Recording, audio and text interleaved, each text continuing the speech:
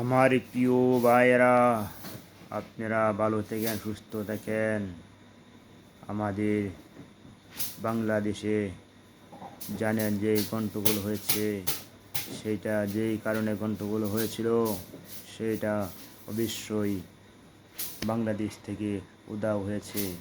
আমরা গার্মেন্টসের শ্রমিক ভাই ভাই, স্কুলের ছাত্র, কলেজের ভার্সিটির ছাত্র ভাইয়েরা, আমরা সবাই ভাই ভাই।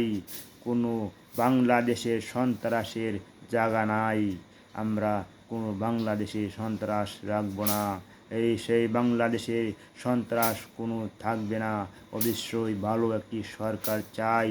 সেই সরকারের অধীনে বাংলাদেশে কোনো সন্ত্রাস আমরা দেখতে চাই না।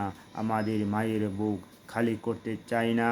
আমরা চাই সুষ্ঠুভাবে আমরা ভালোমতো চলতে পারি, সেইভাবে আমরা একটি সরকার বাংলাদেশে চাই।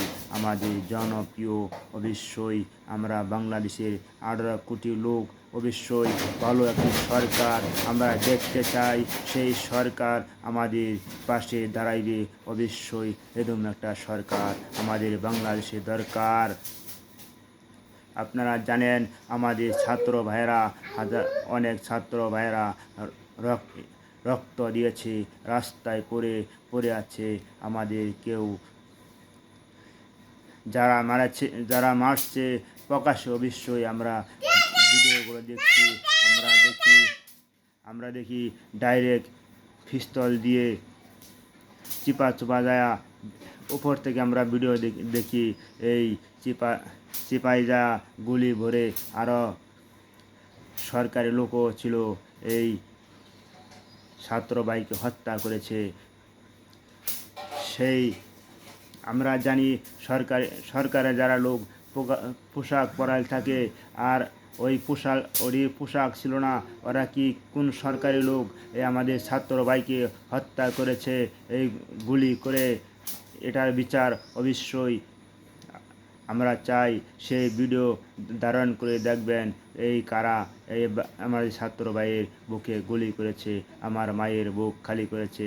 অবশ্যই সেই বিচারগুলো আমরা দেখতে চাই। এরা কোনো ছাড় পাবে না। যদি বাংলাদেশ থেকে পালিয়ে যায় তা তো বিচার করা যাবে না। আর বাংলাদেশে মাটিতে থাকলে অবশ্যই আমরা সেই বিচারটা অবশ্যই চাই।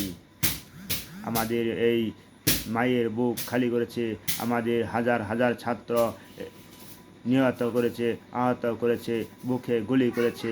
সেই অর্ডার কে দিয়েছে সেটার জবাব অবশ্যই আমরা একটা সরকার গঠন করে সেই ব্যবস্থা করতে হবে। একদম একটা সরকার চাই। আমাদের বাংলাদেশে কোনো দুর্নীতি থাকবে না। আর আমাদের বাংলাদেশের হাজার হাজার কোটি কোটি টাকা বাইরে পাচার হচ্ছে, এটা আমরা কখনো চাই না। আমাদের বাংলাদেশের টাকা, একটা টাকা বাংলাদেশ থেকে পাচার যদি না হয়, সেটা ব্যবস্থা একদম একটা সরকার বাংলাদেশে আসুক। আমাদের বাংলাদেশ সোনার বাংলাদেশ। আমরা বাইরে যেরকম উন্নত দেশ, সেইটা এই দেশ আমাদের বাংলাদেশে করতে চাই। আমাদের বাংলাদেশে এরকম কোনো টাকা বাইরের থেকে বাংলাদেশের টাকার কোনো অভাব নাই। জানেন কোটি কোটি টাকা বাংলাদেশে ইনকাম হচ্ছে, এই টাকা বাইরে পাচার হচ্ছে। হাজার হাজার মেল ফ্যাক্টরি থেকে টাকা, অনেক কোটি কোটি টাকা আপনারা জানেন এই আমাদের বাংলাদেশে ইনকাম হচ্ছে। এই টাকা যদি বাইরে পাচার না করেন, জানেন আপনারা এই বাংলাদেশে একদম উন্নত দেশ কোনো দেশে হইতে পারবে না।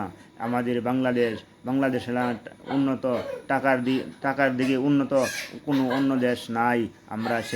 আমরা জানি। আমরা গার্মেন্টসের চাকরি করি, আমরা জানি হাজার হাজার কোটি টাকা আমাদের বাংলাদেশ থেকে মাস গেলেই ইনকাম হয়। এই টাকাগুলো কোথায় যায়?